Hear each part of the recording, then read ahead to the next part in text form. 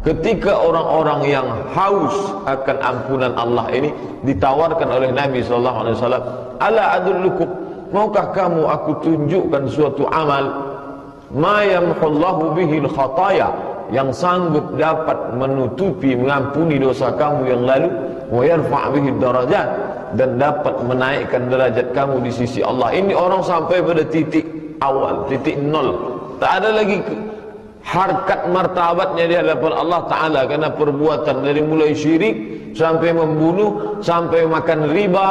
Riba memang sudah pekerjaan mereka, membunuh memang sudah profesi mereka, melakukan perbuatan zina, minum khamar, sampai-sampai ketika turun ayat pengharaman khamar, penuh parit-parit kota Makkah dan Madinah, karena ketika itu mereka menumpahkan cairan anggur, cairan kurma, dan cairan kismis yang menjadi minuman mereka, minuman favorit orang Arab. Ketika mereka yang dalam keadaan level paling bawah di mata Allah Ta'ala, lalu Nabi SAW tawarkan. Bisa Bapak Ibu bayangkan seseorang yang sangat haus di tengah gurun pasir, di tengah panas terik, lalu Nabi tawarkan, maukah kamu aku berikan air dingin yang segar? Tentulah amat sangat diinginkan oleh orang-orang Arab Quraisy dan non-Quraisy pada saat itu. Itu yang ditawarkan Nabi SAW. Ala adullukum, maukah kamu aku tunjukkan ala sesuatu ma yamhullahu bihil khataya, amal ini bisa menutupi, mengampuni dosa kamu, masa lalu kamu yang begitu hitam kelam, wa yarfa' bihi darajat, tak hanya sekedar masa lalu, tapi untuk masa yang akan, yarfa' bihi darajat, dan mengangkat derajat tingkatan di hadapan Allah Subhanahu wa Ta'ala. Maka apa jawab sahabat? Qalu, mereka menjawab, bala ya Rasulullah, ya kami amat sangat menginginkan itu. Apa dia amal yang dapat menutupi dosa masa lalu dan mengangkat derajat kami di masa yang akan datang? Bala ya Rasulullah, kami ingin mendengarkan itu. Apa dia ya Rasulullah? Maka Rasulullah pun menyebutkan beberapa amal. Dalam hadis ini ada 3 amal yang disebutkan Nabi SAW. Inilah yang akan kita kaji insyaAllah beberapa menit ke depan. Yang pertama kata Nabi SAW, isbaghul wudu' alal makarih. Isbagh, menyempurnakan. Itmam, makna kata isbagh, isbaghul wudu' alal makarih, menyempurnakan wudu. Kapan wudu itu disempurnakan? Alal makarih, pada saat-saat tak menyenangkan. Makarih, kita selalu menyebut makruh, bentuk jamaknya makarih, sesuatu yang tak menyenangkan. Kapan itu? Pada saat kondisi musim dingin, yang sangat dingin. Ketika dingin orang takut menyentuh air. Kalau sudah sampai dalam musim dingin, li'ila fi Quraisy, perjalanan orang Quraisy, ila fihim rihlatash syita was-saif. Syita itu musim dingin, saif itu musim panas. Kalau panasnya sangat panas, dinginnya sangat dingin. Bahkan di beberapa tempat waktu itu perjalanan mereka negeri Syam dan negeri Yaman, di negeri Syam itu turun salju. Palestina, Yordania, Lebanon, Suriah, itu turun salju. Ketika turun salju musim dingin, maka wudhu tak sempurna karena air dingin. Ini yang disebutkan Nabi SAW, isbaghul wudhu, wudhu tetap sempurna alal makarih, pada saat kondisi yang tidak menyenangkan. Kondisi tak menyenangkan ini sifatnya umum. Bisa jadi saat musim dingin, tapi kita tak ada musim dingin. Bisa jadi saat orang tergesa-gesa, maka tak jarang kita tengok orang wuduknya sembrono saja, sembarangan saja. Banyak anggota wuduk yang tak terkena air, tapi karena mau cepat-cepat tak lagi memperdulikan. Ini diajarkan Nabi SAW. Yang pertama adalah isbaghul wudu, menyempurnakan wudu alal makarih, dalam saat-saat kondisi yang tidak menyenangkan. Contohnya pada zaman Nabi adalah musim dingin yang membuat orang takut menyentuh air sehingga wuduknya tak sempurna. Apa makna wudu ini? Wudu maknanya adalah al-hasan. Jadi padanan kata wudu hasan. Hasan artinya baik. Mengapa disebut wudu itu baik? Karena banyak kebaikan di dalamnya. Makna lain dari kata wudu adalah an-nazafah. Nazafah artinya kebersihan, karena di dalamnya terkandung kebersihan. Jadi makna wudu adalah al-hasan, baik, nazafah, kebersihan. Kalau dibaca dengan dhammah, wudu, dua itu maknanya. Tapi kalau dibaca dengan baris fathah, wawnya baris fathah, wudu artinya air yang dipakai untuk berwudu. Oleh sebab itu ada istilah kita mengambil air sembahyang. Ini masuk unsur agama lain di dalamnya, menyembah sang hyang, agama nenek moyang sebelum. Tapi ketika Islam datang, maka makna air yang dipakai untuk berwudu itu disebut dengan wadu. Wudu dan wadu. Bapak dan Ibu hadirin yang dimuliakan Allah Subhanahu wa taala, di dalam wudu mengapa disebut di dalamnya ada nazafah, kebersihan? Di dalamnya tak hanya kebersihan zahir, tapi juga kebersihan batin. Kalau tentang salat, ayatnya umum saja. Wa aqimus shalah, dirikanlah salat. Tak ada disebutkan ada rakaat pertama, rakaat kedua, ada sujud, ada tasyahud, ada i'tidal, tak ada. Tapi khusus masalah wudu itu disebutkan lengkap urutannya di dalam Al-Quran, tepatnya surat Al-Maidah ayat ke-6. Ya ayyuhalladzina amanu, ya orang beriman, idza qumtum ila shalah, kalau kamu mau melaksanakan salat, fagsilu wujuhakum, basuh wajah, wa aydiyakum ilal marafiq, tangan sampai ke siku, jelas batasannya disebutkan sampai siku. Wamsahu bi ru'usikum, usap kepala, kepala tak dibasuh tapi diusap. Penggunaan kata untuk wajah fagsilu, untuk kepala wamsahu, ada yang diusap, ada yang dibasuh. Kaki, wa arjulakum ilal ka'bain, basuhlah kaki sampai ke mata kaki. Jadi jelas betul dalam ayat Al-Quran. Adapun penjelasannya, karena Al-Quran ini diturunkan Allah Ta'ala, penjelasannya lewat lisan Nabi Muhammad SAW. Kata Allah, wa anzalna ilaika dzikra, kami turunkan Al-Quran ini kepadamu ya Muhammad, litubayyina linnas, supaya engkau jelaskan kepada manusia. Wuduknya sudah jelas, wajah, tangan, kepala, kaki. Bagaimana detailnya? Maka dijelaskan Nabi SAW. Hadis yang menjelaskan tentang tata cara wudhu ini diriwayatkan oleh Utsman ibn Affan. Dijelaskan oleh Utsman bagaimana wudhu Nabi SAW. Maka Utsman minta bawakan air satu bejana, lalu kemudian beliau membasuh kedua tapak tangannya dia basuh. Setelah itu dia masukkan fa'adkhala yaminahu, dia masukkan tangan kanannya, lalu dia tak langsung membasuh wajah seperti yang ada dalam ayat Al-Quran, tapi dia dului dengan fatamat madha wastansyaqa. Tamat madha berkumur-kumur, wastansyaqa istinsyaq, memasukkan air ke dalam hidung. Kemudian setelah itu beliau membasuh wajah, kemudian membasuh tangan sampai ke siku, kemudian membasuh kepala, kemudian mengusap kepala, kemudian membasuh kaki. Di akhir hadis kata Utsman bin Affan, man tawadda'a wudu'i hadza, siapa yang berwudu semacam seperti wuduku ini, wala yuhaddis biha wala yuhaddis nafsahu, tidak setelah antara wudu dengan salat itu dia tidak ada bercerita apa-apa dan tidak ada terlintas apa-apa di hatinya. Tapi makna terlintas di sini menurut ulama terlintas urusan duniawi.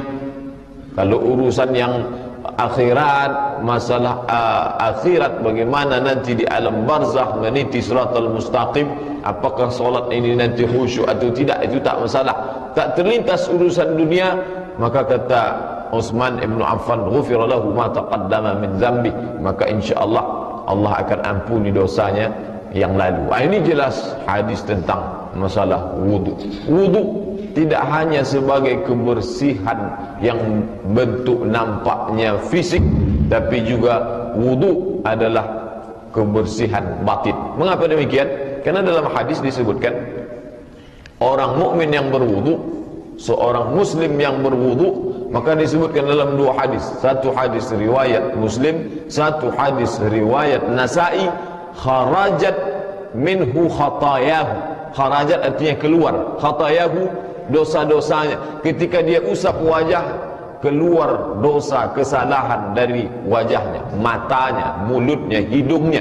Ketika dia basuh tangan, maka keluar kesalahan, dosa-dosa tangannya. Ketika dia basuh kepala, maka keluar dosa kesalahan kepalanya. Ketika dia basuh kaki, maka keluar kesalahan dosa kaki. Hadis sahih. Oleh sebab itu ketika orang berwudu, maka sesungguhnya dia tidak sedang membersihkan bentuk fisik zahir kotoran yang tampak saja, tapi juga dia sedang membersihkan penyakit, dosa, kesalahan batin yang tak tampak oleh mata, yang pernah dilakukan. Itulah makanya Nabi katakan, aku tunjukkan suatu amal kepada kamu dapat menutupi, mengampuni dosa kamu yang lalu dan menaikkan derajat tingkatan kamu di sisi Allah Subhanahu wa ta'ala. Bapak dan Ibu yang dimuliakan Allah, seandainya Nabi Muhammad itu lahir di tepi sungai Nil, lalu ada ibadah dalam agama itu menggunakan banyak air, sampai yang wajibnya saja 5 kali satu hari, belum lagi kalau dia tambah ibadah sunat, belum lagi kalau dia solat duha, ditambah lagi solat tahajud, solat witir, solat tasbih, solat sunat isyraq, solat mutlak, qabliyah, ba'diyah. Ini membutuhkan amat sangat banyak air. Seandainya Nabi yang membawa Islam ini lahir di pinggir sungai Nil, kita tak berasa begitu heran. Tapi Nabi Muhammad SAW lahir di tanah suci Makkah, kemudian pindah ke Madinah, ke tempat yang sulit mendapatkan air. Orang yang paling kaya zaman Nabi itu adalah orang yang punya sumur, karena air waktu itu dijual mahal. Bahkan sampai sekarang pun di Arab Saudi air lebih mahal daripada bensin. Apa maknanya? Bahwa agama ini datang bukan dari produk lingkungan tempat tinggal Nabi SAW, tapi agama ini datang dari mana? Dia datang dari Allah Subhanahu wa ta'ala. Seandainya agama itu datang buatan seorang manusia bernama Muhammad yang tinggal di gurun pasir tandus, tak ada air, pastilah ibadah yang dia buat tak banyak menggunakan air. Tapi mengapa ibadah ini justru menggunakan air? Dari mulai wudunya sampai taharah bersucinya, sampai mandinya menggunakan air, menunjukkan bahwa agama ini datang dari Allah Subhanahu wa ta'ala. Bapak dan Ibu hadirin yang dimuliakan Allah, umat yang paling bersih di dunia ini adalah umat Islam. Mengapa? Wajibnya saja dia membasuh telapak tangan, kedua tangannya itu 5 kali sehari, di samping wudu-wudu sunat untuk yang lain.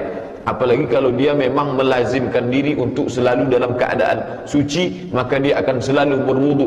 Umat paling bersih itu adalah orang Islam menurut ibadah yang disyariatkan oleh Nabi Muhammad SAW. Tapi karena orang Islam ni kadang lebih percaya kepada orang lain daripada Nabi Muhammad SAW, lebih percaya kepada tuntunan yang lain, ajakan yang lain daripada ajakan Nabi Muhammad SAW. Kalau mengikuti tuntunan yang lain, muncul bangganya, muncul bangkit rasa, oh ini sudah ikut yang benar. Padahal Nabi SAW 14 abad yang silam Nabi sudah mengajarkan orang Islam wajib membasuh tangan, wajah, kepala, kaki. Itu sudah 14 abad yang lalu. Baru sekaranglah diproklamirkan di dunia ini hari membasuh tangan sedunia, 15 Oktober. Lalu orang Islam pun ikut-ikut latah pula lah, ikut membasuh tangan. Sesudah 15 abad diajarkan Nabi membasuh wajah, tangan, kepala, telinga, kaki. Barulah 15 abad setelah itu barulah orang tahu ada ternyata namanya kalau membersihkan tangan itu membebaskan dari kuman dan lain sebagainya. Padahal itu sudah diajarkan Nabi. Itu sekarang, mungkin 100 tahun akan datang dibuat pula lagi nanti hari mandi sedunia. Baru tahu orang kalau mandi itu membersihkan diri. Orang kita ini lebih percaya kepada yang datang, asal datang dari barat. Apa yang buat itu kesepakatan organisasi air dunia. Mereka yang membuat ini hari mencuci tangan sedunia. Anak-anak umat Islam pun diajaklah, mari ini tengok ini cara mencuci tangan. Nabi Muhammad SAW sudah menunjukkan, bukan saja tangan, semua ditunjukkan. Apakah ini dapat dibuktikan dengan kebenaran sains zaman sekarang? Ditelitilah oleh seorang dokter perempuan dari Universitas Ain Shams Kairo, bernama Dr. Majidah Amir. Menurut penelitian beliau, cara yang paling efektif untuk membuat diri nyaman, merasa fresh, adalah wudu. Jadi ketika seorang dalam keadaan psikologis yang suntuk, sempit, banyak masalah, kemudian fisiknya lemah dan lain sebagainya, menurut penelitian beliau, jadi bukan hanya sekedar ungkapan atau ucapan apologi, pembelaan seorang terhadap agamanya, tapi berdasarkan penelitian, cara yang paling efektif, apapun namanya, perlu di-refresh. Komputer yang kita pakai beberapa jam itu perlu di-refresh. Bagaimana refresh manusia, menyegarkan kembalinya bagaimana? Itu dengan wudu. Bagaimana kalau dia basuh muka saja? Ada seorang yang non muslim, lelah dia bekerja, lalu dia pergi ke wastafel, lalu dia basuh tangannya, dia basuh muka. Itu hanya fisiknya saja. Tapi ketika seorang muslim berwudu, maka fisik dan psikis, itu yang tak dapat. Mungkin orang yang basuh tangan, wajah 50% dia dapat, dia akan segar kembali. Dia basuh wajahnya seperti di iklan-iklan orang membasuh wajah, membasuh tangan, 50% dia dapat. Tapi ada satu yang tak dapat. Apa itu? Psikologis. Orang yang muslim ketika dia berwudu, dia tidak hanya sedang membersihkan fisiknya, saat itu tangannya bersih, kepalanya bersih, wajahnya bersih, kakinya bersih, tapi ada unsur lain. Apa? Ketika dia berwudu, kharajat minhu khatayahu, keluar semua kesalahannya. Ketika dia selesai berwudu itu, maka saat itu secara psikologis dia sedang membersihkan dirinya di hadapan Allah Ta'ala. Itulah yang tak ada, itulah yang tak didapat dalam hari cuci tangan sedunia itu. Bapak dan Ibu hadirin yang dimuliakan Allah Subhanahu wa Ta'ala, jadi orang Islam perlu tahu tentang agamanya supaya dia tidak dibodoh-bodohi orang lain, supaya dia tidak merasa yang lain itu lebih baik dari agamanya, membangkitkan kepercayaan, keyakinan diri tentang apa yang ada pada diri kita, bahwa ini datang dari Allah Subhanahu wa Ta'ala, dibawa oleh seorang manusia yang dipilih Allah bernama Muhammad sallallahu alaihi wasallam. Karena wudu tidak hanya fisik, tapi dia psikis, batin. Makanya kata Nabi SAW dalam riwayat hadis Sunan Abi Daud, "Idza ghadiba ahadukum falyatawadda." Kalau kamu marah, maka hendaklah dia berwudu. Apa hubungan wudu dengan marah? Secara zahir tak ada nampak. Marah itu kan di dalam, batin. Mengapa disuruh berwudu dengan air membasuh wajah? Karena ada hubungan psikologis. Saat orang marah, maka sesungguhnya itu percikan dari api neraka. Al-ghadabu minasyaitan. Marah itu dibangkitkan oleh syaitan, lalu dipadamkan dengan wudu. Saat berwudu orang mendekatkan diri kepada Allah Ta'ala. Ketika dia mulai berniat berwudu, dia mulai dekat kepada Allah. Orang yang dekat kepada Allah jauh dari syaitan. Saat dia usap wajahnya, dia basuh wajahnya, dia basuh tangannya, saat itu dia sedang membersihkan dirinya, fisiknya, tapi juga dia sedang membersihkan batinnya kepada Allah Subhanahu wa Ta'ala. Jadi Bapak dan Ibu hadirin yang dimuliakan Allah, kalau kita tengok tuntunan salat khusyuk, dia tidak hanya diawali dari takbiratul ihram, tapi dari mulai wudunya dia sudah dibimbing untuk merasakan kedekatan dengan Allah Ta'ala.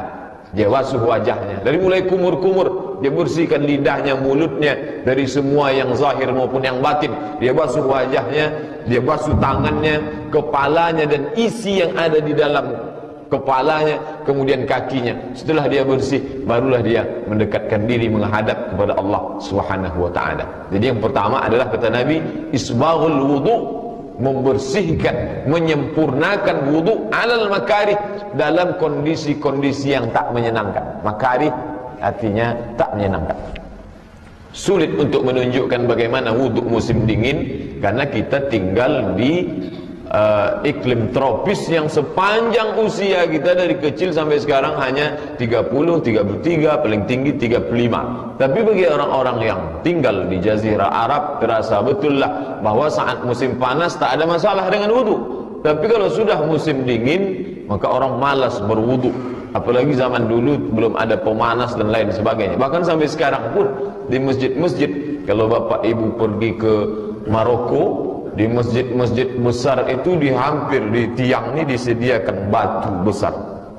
Saya pertama sampai, apalah batu ini? Jangan-jangan aliran baru ini lahir muncul. Ternyata batu ini untuk tayamum. Jadi musim dingin mereka tak berwudu sama sekali. Langsung dia masuk ke dalam, usap wajah, langsung ke dalam, dia usap tangan, selesai, langsung dia salat. Bahkan suatu ketika salat tarawih, pergilah kami beberapa mahasiswa Indonesia dengan beberapa pegawai KBRI, Kedutaan Besar Republik Indonesia di Rabat, salat di Casablanca, Masjid Hasan II, masjid kerajaan. Pulang dari salat, di antara ibu-ibu bertanya, "Pak Ustaz, ada di sebelah saya, setiap selesai salam dia keluarkan dari tas dia bulat, dia usap-usap, habis itu dia salat lagi. Apa itu?" Ternyata dia bawa batu gilingan dari rumah untuk tayamum saja,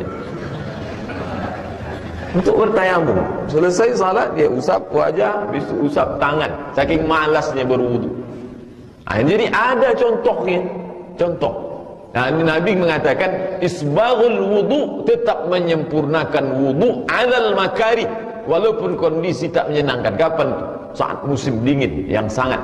Oleh sebab itu kita alhamdulillah tinggal di tempat, tapi ada juga kondisi yang membuat kita wudu tak sempurna, saat tergesa-gesa dan lain sebagainya. Oleh sebab itu kita sempurnakan wudu. Apa kata Nabi SAW? Inna ummati, sesungguhnya umatku yad'auna yaumal qiyamah, umatku ini nanti akan dipanggil pada hari kiamat. Kita ni semua akan dipanggil Allah Ta'ala pada hari kiamat. Ghurran muhajjalin, bercahaya. Apanya bercahaya? Min atharil wudu, bekas wudu. Wajah, tangan, kepala, telinga, kaki, bercahaya bekas wudu. Oleh sebab itu kata Nabi, siapa yang mampu untuk memperbanyak cahayanya, maka lebihkanlah. Falyutil, lebihkanlah. Makna lebih dari batas. Kalau batasnya hanya sini, maka dia lebihkan untuk menambah cahaya di hadapan Allah Subhanahu wa taala. Bukan berarti makna menambah di situ, menambah lebih. Oh, kalau begitu mandi aja sekalian Pak Ustaz. Bukan itu maknanya. Supaya anggota wudhu yang sudah digariskan Allah, fagsilu wujuhakum, wajah, supaya sempurna, jangan sampai ada yang kurang. Karena wudhu ini adalah syarat sahnya salat. Andai wudhu tak sempurna, maka batallah salat. Dalam hadis dijelaskan, la salata, tidak sah salat bagi orang yang berhadas malam yatawadda, sebelum dia berwudhu. Oleh sebab itu wudhu tak hanya sebagai ritual. Mari kita fahami makna wudhu. Wudhu kebersihan fisik, wudhu untuk menghilangkan, meredam amarah, wudhu untuk sebagai sarana membersihkan diri batin kepada Allah Ta'ala. Wudhu juga mendidik manusia menjadi orang yang selalu segar, menjaga kebersihan, menjaga kesucian hati dengan cara berwudhu. Ini yang pertama kata Nabi. Mau menutupi masa lalu, ingin naik derajat di masa akan datang, isbaghul wudu, sempurnakan wudu alal makari, pada kondisi-kondisi tak menyenangkan. Yang kedua, wa kasratul khuta ilal masajid. Kasratul khuta ilal masajid, memperbanyak langkah ke masjid. Menurut para ulama, makna memperbanyak langkah ni ada dua kemungkinan. Yang pertama, rumahnya jauh sehingga langkahnya banyak. Yang kedua, bukan maknanya rumahnya jauh, selalu bolak-balik ke masjid dalam rangka melaksanakan salat berjamaah. Itu makna memperbanyak langkah ke masjid. Bagaimana praktiknya dalam kehidupan Nabi sallallahu alaihi wasallam? Mengapa disebutkan banyak langkah padahal saat itu mereka sudah punya kendaraan? Ada naik onta, ada naik keledai, ada naik biral. Biral ini lebih besar daripada keledai, lebih kecil daripada onta. Ini kendaraan mereka. Mengapa Nabi tak mengatakan datang ke masjid, selalu datang solat berjamaah? Mengapa disebutkan kata kasratul khuta, banyak langkah? Ketika itu datanglah seorang sahabat Nabi namanya Jabir bin Abdullah, mengadu kepada Nabi, "Ya Rasulullah, rumah saya jauh, boleh tak saya jual rumah saya ini supaya saya pindah dekat ke Masjid Nabawi, supaya saya salat bisa tepat waktu dan selalu datang ke Masjid Nabawi." Dia mau jual rumahnya yang jauh dari Masjid Nabawi. Kata Nabi, jangan jual. Mengapa? Inna likulli khutwatin, setiap langkahmu itu adalah menjadi naik derajatmu di hadapan Allah Subhanahu wa taala. Oleh sebab itu langkah-langkah menjadi saksi yang akan menjadi saksi kita di hadapan Allah Subhanahu wa taala ketika Allah mengatakan al-yauma nakhtimu ala afwahihim Pada saat itu mulut kami kunci, wa tukallimuna aydihim, tangan kami buat berbicara, wa tashhadu arjuluhum, kaki bersaksi. Apa yang dipersaksikan kaki? Salah satu persaksian kaki adalah kaki dibawa banyak melangkah salat berjamaah ke masjid. Bapak dan Ibu hadirin yang dimuliakan Allah Subhanahu wa taala, tak hanya Jabir bin Abdullah, bahkan lebih banyak daripada Jabir bin Abdullah, satu suku namanya suku Bani Salamah. Mereka pun ingin juga pindah ke dekat Masjid Nabawi. Kata Nabi, jangan, tetap kalian di tempat kampung Bani Salamah, tapi datang berjalan kaki salat berjamaah ke masjid. Untuk apa? Mengapa Nabi sebutkan jalan kaki? Saat itu mereka butuh kesiapan, kekuatan fisik untuk menghadapi musuh. Salah satu bentuk persiapan kekuatan fisik itu adalah dengan banyak berjalan. Tapi dasar manusia kaum muslim ini kadang lebih banyak percaya kepada yang bukan ajaran Nabi. Dulu orang tak mau banyak jalan kaki. Setelah diiklankan mesti berjalan 10.000 langkah sehari, baru mau jalan kaki. Baru banyak ke berjalan kaki untuk tak pula untuk solat berjamaah ke masjid. Sore-sore banyak ramai ke Masjid Agung, tapi lebih banyak di luar daripada yang di dalam, lebih banyak di bawah daripada yang di atas. Oleh sebab itu dalam Islam diajarkan tak hanya kekuatan batin, tak hanya kedekatan orang kepada Allah Ta'ala, tapi juga kekuatan fisik untuk menguatkan fisik dan menjadi nilai tambah di hadapan Allah Subhanahu wa taala. Maka disampaikan Nabi, wa kasratul khuta ilal masajid, memperbanyak langkah ke masjid. Tapi memahami banyak langkah ini ada dua pendapat. Makna kedua adalah maknanya selalu melazimkan diri untuk salat berjamaah ke masjid. Bapak dan Ibu hadirin yang dimuliakan Allah Subhanahu wa taala, manusia kaum muslimin dia terdiri dari zahir dan batin, yang tampak dan yang tak tampak, fisik dan psikis. Oleh sebab itu Islam tak hanya mementingkan psikisnya saja, hanya takwa, hanya iman, tidak, tapi fisiknya pun mesti kuat. Di antara membangun kekuatan diri adalah dengan banyak berjalan. Tapi tak hanya ditanamkan pada Nabi, tak mengatakan banyaklah kamu berjalan maka kamu akan sehat. Nabi tak katakan demikian. Kenapa? Unsur itu tanpa pun disebutkan Nabi orang sudah tahu.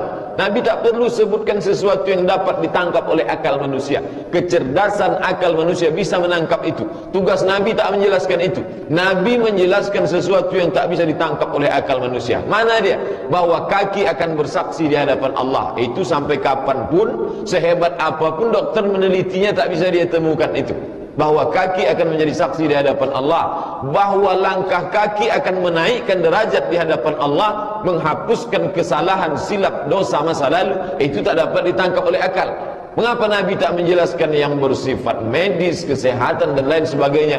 Itu menjadi tanggung jawab kaum muslimin yang datang setelah zaman Nabi SAW.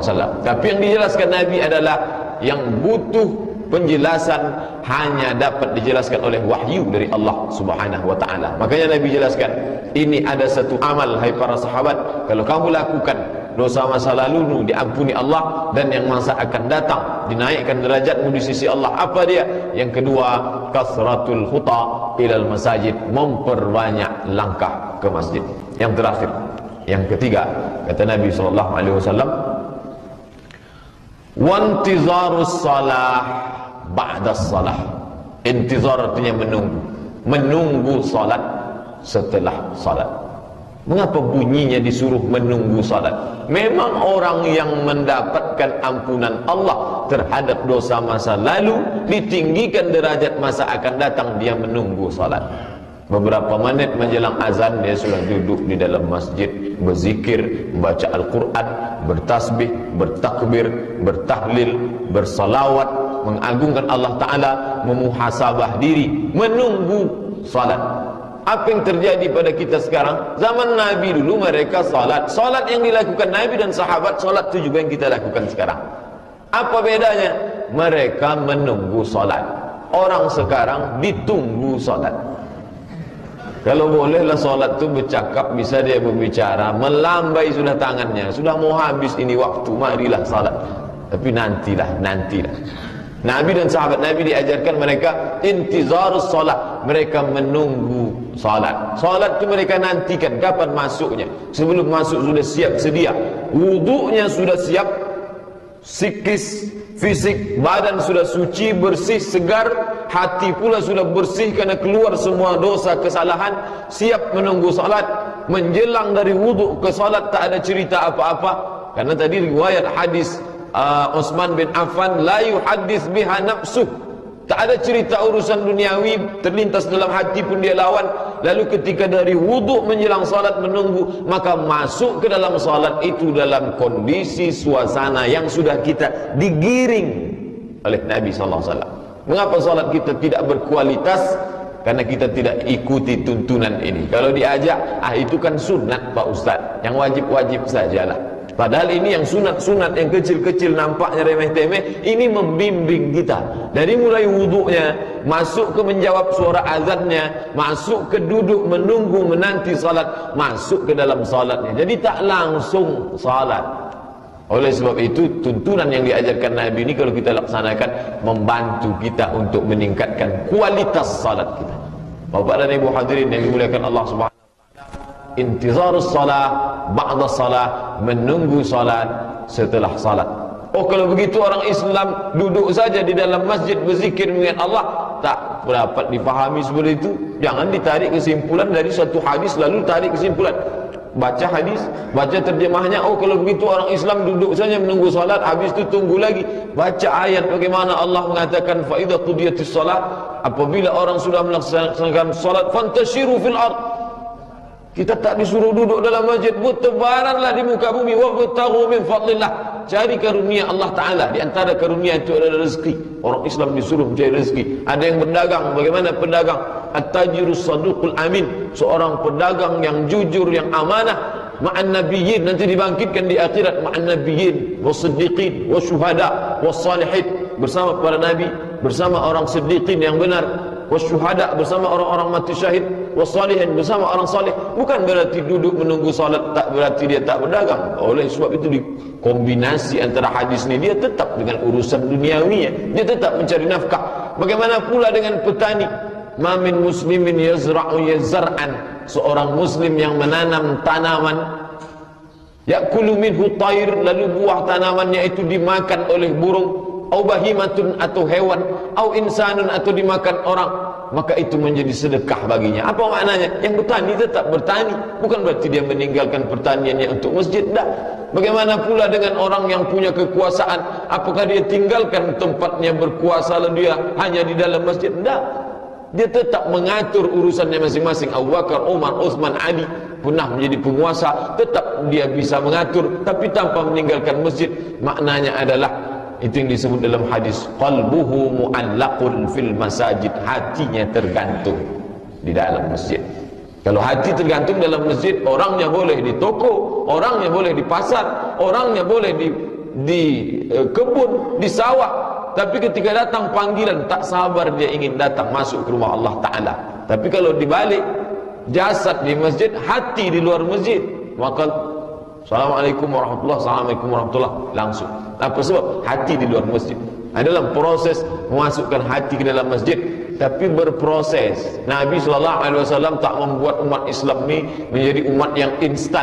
Apalah salahnya dikumpulkan Nabi semua sahabat itu, lalu setelah itu dia doakan, doanya makbul. Lalu dia minta supaya kun fayakun langsung. Oh, tapi Nabi tak begitu. Nabi mengajarkan berproses. Bagaimana caranya? Wuduk sempurna, berwuduk sempurna dengan bersih zahir, bersih batin. Setelah itu memperbanyak langkah ke masjid. Setelah itu menunggu salat. Setelah salat, untuk apa? Supaya tertanam hati ke dalam masjid, masuk ke dalam kekuasaan orang Islam. Tak hanya kuasa pada dirinya, tapi kuasa kepada yang lain, sehingga masuklah Islam itu ke dalam hati manusia. Bapak dan Ibu hadirin yang dimuliakan Allah Subhanahu wa taala, di akhir hadis ini ditutup dengan ucapan Nabi. Apa kata Nabi? Fadzalikumur riba. Itulah riba. Itu dalam hadis sahih Muslim. Dalam riwayat Muwatta Imam Malik 3 kali ini disebut. Fadzalikumur ribat, fadzalikumur ribat, fadzalikumur ribat. Itulah ribat, itulah ribat, itulah ribat. Ribat diambil dari kata rabata. Rabata artinya mengikat. Apa makna mengikat?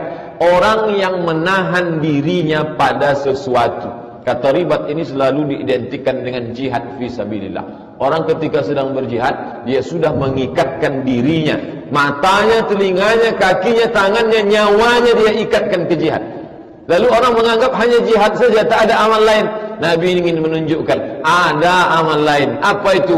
Wudu bersih, zahir batin. Setelah itu perbanyak langkah ke masjid. Setelah itu tunggu salat. Fadzalikumur ribat. Itu ribat, kata Nabi SAW. Nabi ingin menunjukkan ada ribat, mengikat diri pada jihad ada dalam bentuk lain, tak hanya pergi berjihad fisabilillah. Fadzalikumur ribat. Yang tiga ini pun kalau kamu laksanakan, dia sama seperti ribat. Kemudian makna ribat yang lain, dulu orang-orang Yahudi, orang Nasrani mengikat dirinya di satu tempat.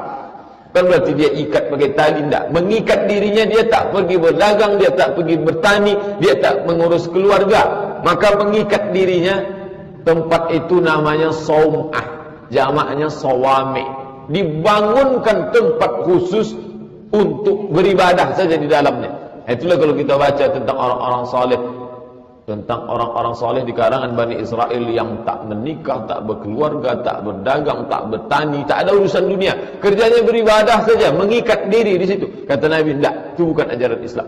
La rahbaniyata fil Islam. Tidak ada kerahiban dalam Islam, tak ada kependetaan dalam Islam. Dalam Islam manusia melakukan semua aktivitasnya seperti yang dicontohkan Nabi SAW. Lalu kalau kita mau mengikatkan diri dalam satu ibadah, bagaimana?